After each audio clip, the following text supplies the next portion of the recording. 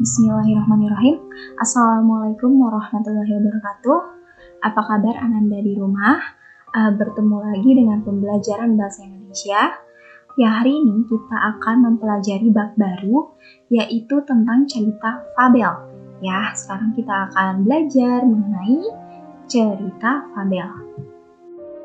Namun sebelumnya, yuk kita mengingat terlebih dahulu pembelajaran sebelumnya, yaitu tentang puisi rakyat. Nah, di dalam puisi rakyat itu kita mempelajari jenis kalimat. Nah, di sini sudah ada 3 kalimat, coba kalian tebak ya. Kalimat yang pertama itu jenis kalimat apa ya? Janganlah mengharap pamrih. Nah, jenis kalimat apa? Ya, betul sekali. Di situ adalah jenis kalimat larangan ya. Kalimat nomor 1 adalah jenis kalimat larangan. Kenapa kalimat larangan? Karena di situ ada cirinya, yaitu kata jangan ya. Oke, sekarang kita lanjut ke kalimat kedua. Kalimat kedua yaitu mari kita meraih cita-cita. Nah, kalimat apa nih? Jenis kalimat apakah ini? Ya, betul sekali. Dia termasuk kalimat ajakan. Yang mana ciri dari kalimat ajakan? Yaitu ada kata mari ya. Selain kata mari juga bisa dengan kata ayo. Nah, itulah ciri dari kalimat ajakan ya. Oke, selanjutnya kalimat terakhir, kalimat ketiga. Kalimat ketiga yaitu wujudkan mimpi mulai hari ini. Nah, ini contoh dari kalimat apa nih? Ya, betul sekali. Ini adalah contoh dari kalimat perintah. Ya, cirinya yang mana? Yaitu wujudkan. Ada partikel kan di situ ya. Kalau ada partikel kan, bisa dipastikan itu adalah kalimat perintah. Oke, kita sudah mengingat pembelajaran sebelumnya. Sekarang, silakan kalian saksikan video berikut ini ya. Untuk memulai pembelajaran mengenai cerita fabel, kalian menyaksikan video terlebih dahulu. Kisah semut dan belalang. Pada suatu hari di musim panas, di sebuah ladang di hutan yang rimbun, seekor belalang sedang melompat-lompat riang, berkicau dan bernyanyi sepuas hati. Pada saat itu, seekor semut lewat, membawa dengan susah payah butir jagung yang dia bawa ke sarangnya. Hei semut, kamu sedang apa? Ayo kemari dan bermain denganku. Lihat, hari ini sangat cerah. Ayo, kita nikmati hidup kita. Hahaha. Kata si belalang. Aku sedang menyimpan makanan untuk musim dingin, dan aku menyarankanmu untuk melakukan yang sama, hai belalang. Jawab si semut. Kenapa repot-repot menyiapkan makanan untuk musim dingin? Musim dingin masih lama kan? Lihat, banyak sekali makanan saat ini. Ini tidak akan habis, semut. Tapi semut tidak memperdulikan ajakan si belalang. Dia melanjutkan perjalanan dan melanjutkan kerja kerasnya. Sementara itu, belalang kembali bernyanyi dan memainkan violinnya. Ketika musim dingin tiba, belalang mendapati dirinya lemah karena kelaparan. Sementara itu, semut-semut terlihat berbahagia dan bersenang-senang. Mereka membagikan setiap hari jagung dan biji-bijian dari lumbung makanan yang mereka kumpulkan di musim panas. Selesai.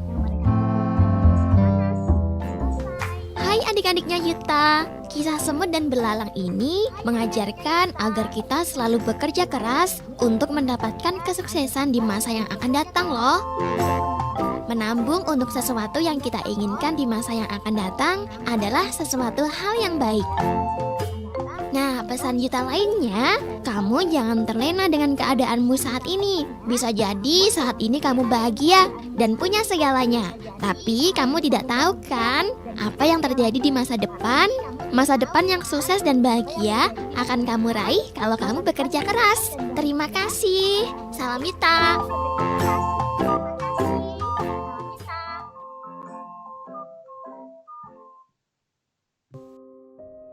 Oke, tadi kalian sudah menyaksikan video tentang semut dan belalang ya. Di situ juga ada pesan moral ya yang disampaikan dari video tersebut. Nah, itulah salah satu cerita fabel.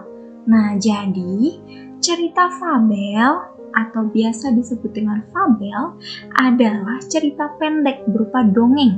Nah, berarti kalau dia berupa dongeng, dia termasuk ke dalam cerita fiksi ya, yaitu cerita rekaan gitu, yang bersifat hayalan. Nah, cerita fabel ini menceritakan kehidupan binatang yang berperilaku menyerupai manusia. Tadi kamu bisa lihat di situ semut dan belalangnya bisa berbicara ya, terus bisa layaknya berpikir seperti manusia. Selanjutnya, fabel juga disebut dengan cerita moral karena di balik kisah dan peristiwa yang disajikan terkandung pesan yang berkaitan dengan nilai-nilai moral. Nah, tadi disampaikan di video tersebut ya, nilai moral apa tentang cerita fabel semut dan belalang. Baik, sekarang kamu sudah tahu nih ya apa yang dimaksud dengan fabel. Kita lanjut ya. Sekarang kita masuk ke dalam unsur-unsur fabel. Ya, contohnya bisa kalian lihat di halaman 230. Yuk silakan dibuka buku paket bahasa Indonesianya halaman 230 ya. Nah, unsur cerita fabel itu ada 5. Yang pertama ada pokok pikiran. Pokok pikiran ini maksudnya terkait penjelasan ceritanya dari awal sampai akhir, tetapi dijelaskan hanya secara pokok-pokoknya saja, inti-intinya saja. Ya, jadi poin-poin ceritanya itu apa aja, itu masuk ke dalam pokok pikiran. Ya, yang kedua ada tokoh dan watak. Nah, kita harus bisa membedakan antara tokoh dan watak ya. Tokoh adalah pelakunya atau pemainnya ya. Tadi misalnya pelakunya itu atau pemainnya itu semut. Nah, watak si semut bagaimana? Watak si semut tadi seorang pekerja keras ya, karena dia mengumpulkan makanan untuk persediaan musim dingin. Nah, selanjutnya ada amanat. Nah, ini amanat berkaitan dengan pesan moralnya ya. Selanjutnya ada latar. Nah, latar, karena latar ini berkaitan, kita sudah pernah mempelajari ada 3 ya latar itu, yaitu latar tempat, latar waktu, dan latar suasana. Nah, tadi kalau berdasarkan cerita itu, latar tempatnya adalah di hutan. Nah, untuk fabel, memang sebagian besar fabel itu pasti latar tempatnya sebagian besar atau kebanyakan itu di hutan, karena kan tokohnya juga adalah binatang ya. Selanjutnya ada tema. Nah, tema itu berkaitan dengan inti ceritanya tentang apa sih? Ya, membahas tentang apa sih? Gitu ya, itu adalah tema. Tadi kalau tema cerita itu, tema dari yang cerita fabel semut dan belalang itu memiliki tema bekerja keras ya, bekerja keras untuk meraih kesuksesan. Nah, itu yang dimaksud dengan tema ya, dikemas dengan cerita fabel semut dan belalang.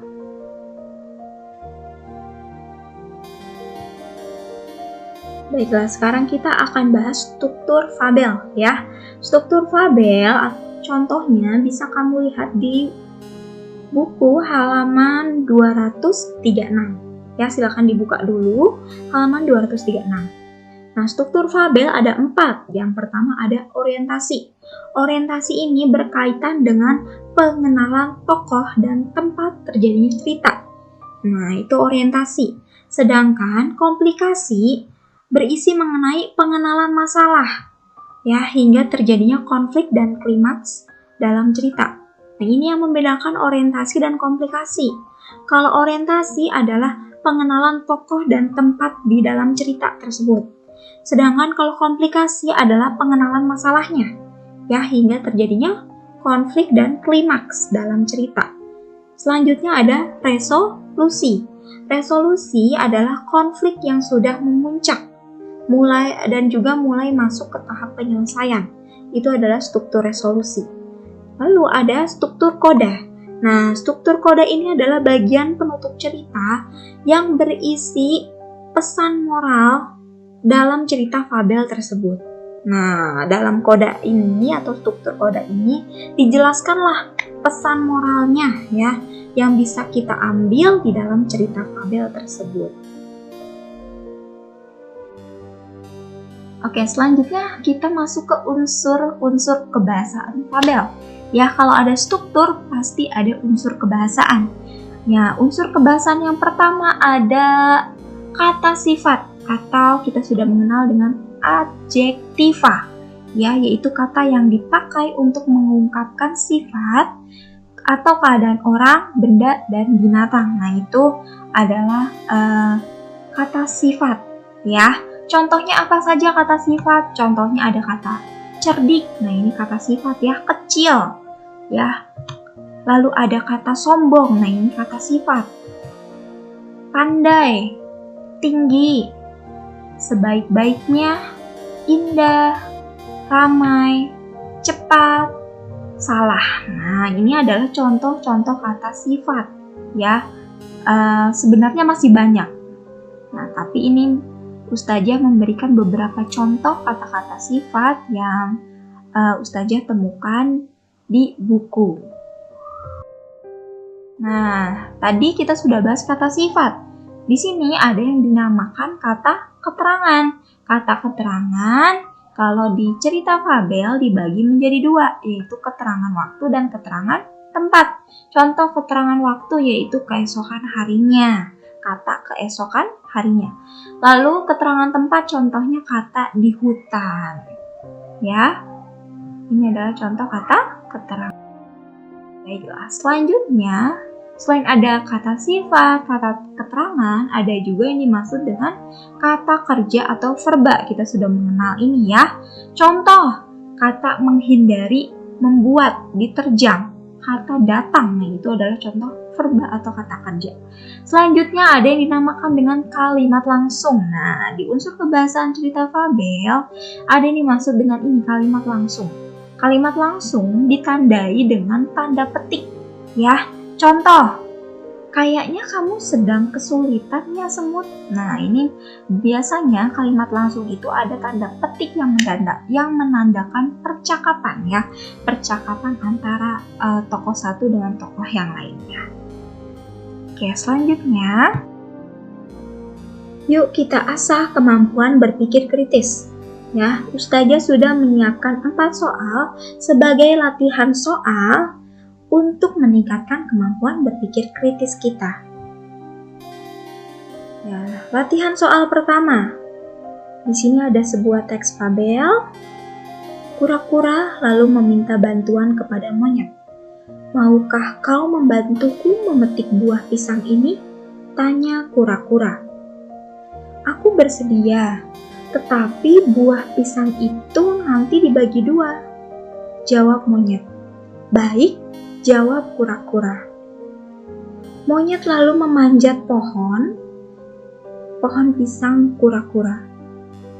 Bau harum buah pisang menggoda selera monyet. Ia lupa akan janjinya. Kura-kura menunggu di bawah pohon pisang. Nyet, nyet, mana pisang bagianku? Teriak kura-kura. Sebiji pun tidak ada, jawab monyet rakus. Nyet, ini pohon pisangku. Rengek kura-kura hampir menangis. Salah sendiri, mengapa tidak bisa memanjat pohon? Ejek monyet. Raut wajah kura-kura memerah. Ia mulai menangis. Hatinya sedih bercampur marah. Ia lalu menggoyang-goyang pohon pisang itu. Tiba-tiba bruk, pohon pisang itu tumbang. Monyet itu jatuh. Dia mengerang kesakitan. Tubuhnya tertimpa batang pohon pisang. Ampun kura-kura, tolong aku menyesal, kata monyet. Tetapi kura-kura sudah berlalu, ia mencari sahabat baru. Nah, tokoh monyet pada kutipan fabel tersebut memiliki watak A. Pemarah, B. Suka menolong, C. Rakus, D. Bersahabat. Nah, tentu jawabannya adalah C ya, rakus. Nah, tadi sudah ada di teksnya, sudah tergambarkan bahwa Tokoh monyet bersifat atau berwatak rakus. Baiklah, kita sudah memasuki latihan soal berikutnya. Kita baca bersama-sama ya. Di sebuah hutan hiduplah seekor singa yang ganas. Suatu hari, sang singa ganas itu membuat peraturan bahwa dia tidak akan berburu binatang hutan. Sebagai gantinya, harus ada binatang di sekelilingnya yang sukarela menjadi mangsanya.